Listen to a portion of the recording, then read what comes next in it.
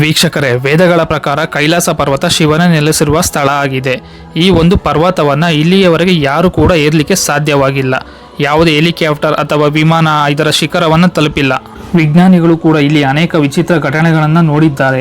ಇಲ್ಲಿ ಕಾಣುವಂಥ ಮನುಷ್ಯರಿಗಿಂತ ಹಲವಡಿ ಎತ್ತರವಿರುವಂಥ ಯತಿ ಮಾನವರಾಗಲಿ ಅಥವಾ ಕೈಲಾಸ ಪರ್ವತದ ಮೇಲಿಂದ ಕೇಳಿಸುವಂಥ ಡಮರು ಮತ್ತು ಓಂ ಶಬ್ದವಾಗಲಿ ಎರಡನ್ನೂ ಕೂಡ ಅಚ್ಚರಿಗೆ ದೂಡುತ್ತೆ.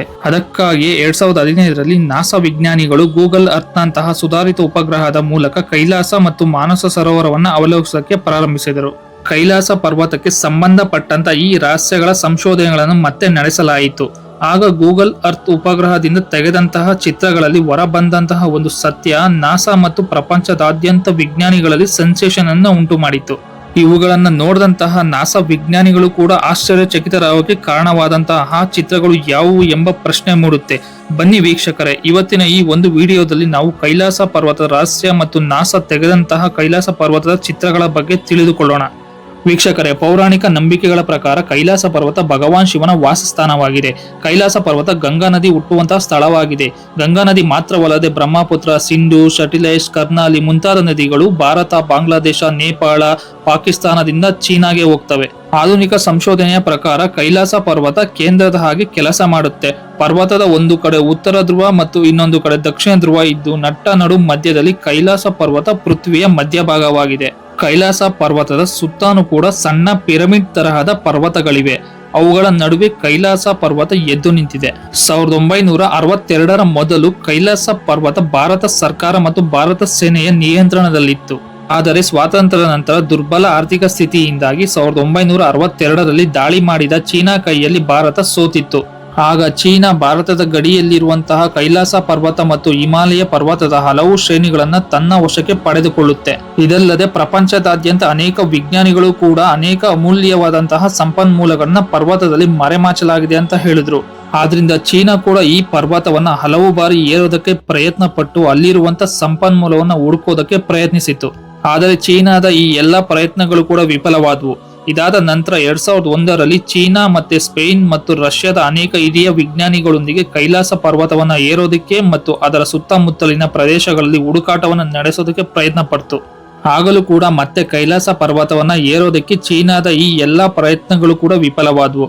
ಇದನ್ನ ಏರುವಂತ ಸಮಯದಲ್ಲಿ ವಿಜ್ಞಾನಿಗಳು ಅನೇಕ ವಿಚಿತ್ರ ಘಟನೆಗಳನ್ನ ನೋಡಿದ್ರು.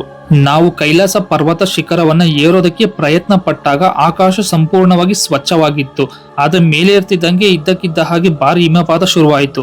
ಈ ಹಿಮದ ರಾಶಿ ಕೈಲಾಸ ಪರ್ವತಕ್ಕೆ ಹೋಗುವ ಮಾರ್ಗವನ್ನ ಸಂಪೂರ್ಣವಾಗಿ ಬಂದ್ ಮಾಡಿತ್ತು. ದಾರಿ ಹೇಗ್ ಬಂದಾಯ್ತು ಅಂದ್ರೆ ಯಾರೋ ನಮ್ಮನ್ನ ಮೇಲಕ್ಕೆ ಹೋಗದಂತೆ ತಡೆತಿರೋ ಹಾಗೆ ಭಾಸ ಆಯ್ತು ಅಂತ ಪರ್ವತಾರೋಹಣ ಮಾಡುವಂತ ತಂಡದ ಹಿರಿಯ ವಿಜ್ಞಾನಿಯೊಬ್ರು ಅಂದ್ರೆ ಕರ್ನಲ್ RC ವಿಲ್ಸನ್ ಈ ಹೇಳಿಕೆಯನ್ನ ಕೊಟ್ಟಿದ್ರು. ರಷ್ಯಾದ ಅನೇಕ ಸಂಶೋಧಕರು ಕೈಲಾಸ ಪರ್ವತವನ್ನ ಏರೋದಕ್ಕೆ ಪ್ರಯತ್ನ ಪಟ್ಟಿದ್ರು. ಆದ್ರೆ ಎಲ್ಲಾ ಪ್ರಯತ್ನಗಳು ಕೂಡ ವಿಫಲವಾದವು. ಈ ಪ್ರಪಂಚದ ಅನೇಕ ಪ್ರಸಿದ್ಧ ಪರ್ವತಾರೋಹಿಗಳು ಕೈಲಾಸ ಪರ್ವತ ಯಾರು ಕೂಡ ಏರೋದಕ್ಕೆ ಸಾಧ್ಯವಾಗದಂತಹ ಹಿಮಾಲಯ ಪರ್ವತ ಶ್ರೇಣಿಯ ಏಕೈಕ ಪರ್ವತವಾಗಿದೆ ಅಂತ ಹೇಳಿದ್ದಾರೆ. ಈ ಒಂದು ಪರ್ವತವನ್ನ ಹತ್ತೋದಕ್ಕೆ ಪ್ರಯತ್ನ ಪಟ್ಟಾಗ ಹೃದಯ ಗಾಬರಿಯಾಗಲು ಪ್ರಾರಂಭಿಸಿತು. ಮೆದುಳು ಕೆಲಸ ಮಾಡೋದನ್ನೇ ನಿಲ್ಲಿಸ್ತು. ಯಾರೋ ದೂರದಿಂದ ಇಲ್ಲಿಂದ ದೂರ ಹೋಗಿ ಅಂತ ನಮ್ಗೆ ಹೇಳ್ತಿರುವಂತ ಭಾಸವಾಗುತ್ತಿತ್ತು ಅಂತ ಪ್ರಸಿದ್ಧ ವಿಜ್ಞಾನಿಗಳೇ ಹೇಳಿದ್ರು. ಕಾಲ ಕಾಲಕ್ಕೆ ವಿಜ್ಞಾನಿಗಳು ಕೈಲಾಸ ಪರ್ವತದಲ್ಲಿ ಸಂಶೋಧನೆಗಳು ಮಾಡ್ತಾನೆ ಬಂದಿದ್ದಾರೆ. ಪರ್ವತದ ಸುತ್ತಲೂ ಯಾವುದು ಅದೃಶ್ಯ ಶಕ್ತಿ ಇದೆ, ಆ ಶಕ್ತಿ ಯಾವಾಗಲೂ ಪರ್ವತದಿಂದ ಮನುಷ್ಯರನ್ನ ದೂರ ಇಡೋದಕ್ಕೆ ಪ್ರಯತ್ನ ಪಡುತ್ತೆ ಅಂತ ಹೆಚ್ಚಿನ ಸಂಶೋಧನೆಗಳು ಹೇಳಿವೆ. ರಷ್ಯಾದ ವಿಜ್ಞಾನಿಗಳು ಟಿಬೆಟ್ನ ಮಂದಿರಗಳಲ್ಲಿ ಧಾರ್ಮಿಕ ಮುಖಂಡರನ್ನು ಭೇಟಿಯಾದಾಗ ಕೈಲಾಸ ಪರ್ವತದ ಸುತ್ತ ಕೂಡ ಅದೃಶ್ಯ ಶಕ್ತಿ ಹರಿಯುತ್ತಿದೆ ಮತ್ತು ಆ ಶಕ್ತಿಯಿಂದಾಗಿ ಇವತ್ತಿಗೂ ಕೂಡ ಯಾರು ಕೈಲಾಸ ಪರ್ವತವನ್ನ ಏರೋದಕ್ಕೆ ಸಾಧ್ಯವಾಗಿಲ್ಲ ಅಂತ ಹೇಳಿದ್ರು. ಇಂದಿಗೂ ಕೂಡ ಅನೇಕ ತಪಸ್ವಿಗಳು, ಆಧ್ಯಾತ್ಮಿಕ ಮಾರ್ಗದರ್ಶಕರು ಅಲ್ಲಿ ಇದ್ದಾರೆ ಮತ್ತು ಅವರು ಟೆಲಿಪಥಿಕ್ ಸಂಪರ್ಕ ಹೊಂದಿದ್ದಾರೆ ಎಂಬುದು ಅವರ ಹೇಳಿಕೆಯಾಗಿತ್ತು. ಇದಲ್ಲದೆ ಈ ಪರ್ವತದ ಸುತ್ತಾನು ಕೂಡ ಕಾಲ ಕಾಲಕ್ಕೆ ದೊಡ್ಡ ಜೀವಿಗಳು ಕಾಣಿಸಿಕೊಳ್ತವೆ. ಅವು ಮನುಷ್ಯರ ರೀತಿ ಇರ್ತವೆ, ಆದ್ರೂ ಅವುಗಳ ಗಾತ್ರ ಮತ್ತು ದೇಹದ ಆಕಾರ ಮನುಷ್ಯರಿಗಿಂತ ಭಾರಿ ದೊಡ್ಡದಾಗಿದೆ.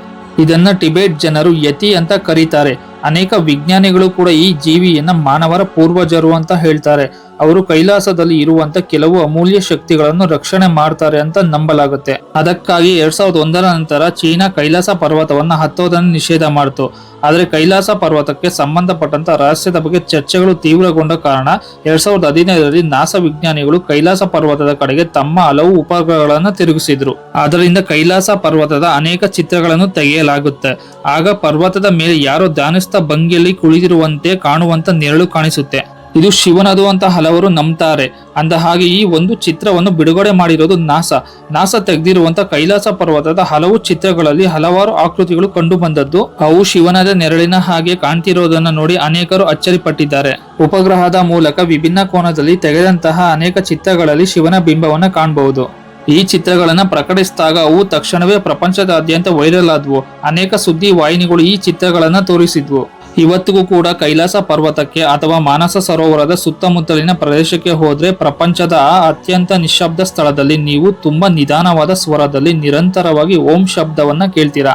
ಹಾಗೇನೆ ನಿಖರವಾಗಿ ಡಮರುಗ ಸದ್ದಿನದೆ ಎನ್ನುವಂತಹ ಒಂದು ಶಬ್ದವನ್ನ ಕೂಡ ನೀವು ಕೇಳ್ತೀರಾ. ವಿಜ್ಞಾನಿಗಳ ಪ್ರಕಾರ ಈ ಒಂದು ಸದ್ದು ಕೈಲಾಸ ಪರ್ವತದ ಮೇಲಿಂದ ಮಂಜು ಕರಗುವಾಗ ಮತ್ತು ಪರ್ವತ ಶ್ರೇಣಿಗಳ ನಡುವೆ ಬೀಸುವಂತ ಬಲವಾದ ಗಾಳಿಯಿಂದ ಉತ್ಪತ್ತಿಯಾಗುತ್ತಂತೆ. ಆದರೆ ಶಿವನ ಭಕ್ತರು ಓಂ ಮತ್ತು ಡಮರು ಶಬ್ದ ಶಿವನ ಕೃಪೆಯಿಂದ ಬರುತ್ತೆ ಅಂತ ನಂಬ್ತಾರೆ. ಹಲವಾರು ಬಾರಿ ಕೈಲಾಸ ಪರ್ವತದಲ್ಲಿ 7 ವಿಧದ ಬೆಳಕು ಆಕಾಶದಲ್ಲಿ ಒಳಿತಿರುವುದು ಕೂಡ ಕಂಡು ಬಂದಿದೆ. ಇಲ್ಲಿನ ಪರ್ವತದ ಸುತ್ತಲಿನ ಕಾಂತ ಕ್ಷೇತ್ರದ ಬದಲಾವಣೆಯಿಂದಾಗಿ ಇಲ್ಲಿ ಆಕಾಶದಲ್ಲಿ ಹೀಗೆ ಬೆಳಕು ಕಾಣಿಸುತ್ತೆ ಎಂಬುದು ವಿಜ್ಞಾನಿಗಳ ಸ್ಪಷ್ಟೀಕರಣ. ನೋಟದಲ್ಲಿ ಅದ್ಭುತವಾಗಿ ಕಾಣುವಂತ ಈ ರೀತಿಯ ವಿಭಿನ್ನ ಬೆಳಕು ಪ್ರಪಂಚದ ಮತ್ಯಾವ ಸ್ಥಳಗಳಲ್ಲಿ ಕೂಡ ಇಲ್ಲ. ವಿಜ್ಞಾನಿಗಳು ಏನ್ ಬೇಕಾದ್ರೂ ಹೇಳಬಹುದು, ಆದ್ರೆ ಅವರ ಹೆಚ್ಚಿನ ವಾದಗಳು ಕೇವಲ ಥಿಯರಿಗೆ ಸೀಮಿತವಾಗಿವೆ. ತಾವು ಹೇಳಿದ ಯಾವುದೇ ಸಂಗತಿಗಳನ್ನ ಸಾಬೀತುಪಡಿಸುವುದಕ್ಕೆ ಅವರಿಗೆ ಸಾಧ್ಯವಾಗಿಲ್ಲ ಮತ್ತು ಯಾವುದನ್ನ ಸಾಬೀತು ಮಾಡೋದಕ್ಕೆ ಸಾಧ್ಯವಿಲ್ವೋ ಆಗ ವಿಜ್ಞಾನಿಗಳು ವಿವಿಧ ರೀತಿಯ ಥಿಯರಿಗಳನ್ನ ಹೇಳ್ತೊಡಗ್ತಾರೆ. ವೀಕ್ಷಕರೇ, ಇದನ್ನ ನಂಬಿ ಅಥವಾ ಬಿಡಿ, ಕೈಲಾಸ ಪರ್ವತದಲ್ಲಿ ಸಮಯ ವೇಗವಾಗಿ ಹೋಗುತ್ತೆ ಅಂತ ಅಲ್ಲಿಗೆ ಹೋಗಿದಂತಹ ಯಾತ್ರಿಕರು ಮತ್ತು ವಿಜ್ಞಾನಿಗಳು ತಮ್ಮ ಕೂದಲು ಮತ್ತು ಉಗುರುಗಳು ವೇಗವಾಗಿ ಬೆಳೆಯೋದನ್ನ ನೋಡಿದ್ದಾರೆ. ಅದರ ಆಧಾರದ ಮೇಲೆ ಕೈಲಾಸ ಪರ್ವತದಲ್ಲಿ ಸಮಯ ವೇಗವಾಗಿ ಹೋಗುತ್ತೆ ಅಂತ ಅವರು ಅಂದಾಜು ಮಾಡ್ತಾರೆ. ವಿಜ್ಞಾನಿಗಳು ಇಲ್ಲಿಯವರೆಗೂ ಇದರ ಹಿಂದಿನ ಕಾರಣವನ್ನ ಕಂಡುಹಿಡಿಯೋದಕ್ಕೆ ವಿಫಲರಾಗಿದ್ದಾರೆ. ಈ ಪವಿತ್ರ ಪರ್ವತದ ಎತ್ತರ 1714 ಮೀಟರ್. ಅದರ ಶಿಖರದ ಆಕಾರ ಒಂದು ದೊಡ್ಡ ಶಿವಲಿಂಗದಂತಿದೆ. ಕೈಲಾಸ ಪರ್ವತವನ್ನ ಓಂ ಪರ್ವತ ಅಂತ ಕೂಡ ಕರೀತಾರೆ. ಯಾತ್ರಿಕರು ಕೈಲಾಸ ಪರ್ವತದ ಹತ್ತಿರ ತಲುಪಿದಾಗ ಓಂ ಶಬ್ದ ಕೇಳಿಸುತ್ತೆ. ಇದಲ್ಲದೆ ಶಿವನ ವಾಸಸ್ಥಾನ ಅಂತ ಪ್ರಸಿದ್ಧವಾಗಿರುವ ಈ ಒಂದು ಸ್ಥಳ ಅದ್ಭುತವಾದಂತಹ ಶಾಂತಿಯ ಭಾವನೆಯನ್ನ ಕೊಡುತ್ತೆ ಅಂತ ಅಲ್ಲಿಗೆ ಹೋದಂತಹ ಯಾತ್ರಿಕರು ಹೇಳ್ತಾರೆ. ವೀಕ್ಷಕರೇ, ಕೈಲಾಸ ಪರ್ವತ ಮತ್ತು ಅದರ ಸುತ್ತಲಿನ ಪರಿಸರವನ್ನ ಅಧ್ಯಯನ ಮಾಡಿರುವಂತ ವಿಜ್ಞಾನಿ ಸರ್ ನಿಕೋಲೋ ರೋಮನ್ ಮತ್ತು ಅವರ ತಂಡ ಟಿಬೆಟ್ನ ದೇವಾಲಯಗಳಲ್ಲಿ ಧಾರ್ಮಿಕ ಮುಖಂಡರನ್ನ ಭೇಟಿ ಮಾಡಿತು. ಕೈಲಾಸ ಪರ್ವತದ ಸುತ್ತಾನೂ ಕೂಡ ಹಲವು ಶಕ್ತಿ ಅರಿವು ಇದೆ ಅಂತ ಅವರು ಧಾರ್ಮಿಕ ಗುರುಗಳಿಗೆ ಹೇಳಿದ್ರು. ವೀಕ್ಷಕರೇ, ಇದಿಷ್ಟು ಕೈಲಾಸ ಪರ್ವತದ ಬಗ್ಗೆ ಇರುವಂತ ಒಂದಿಷ್ಟು ಮಾಹಿತಿಗಳು.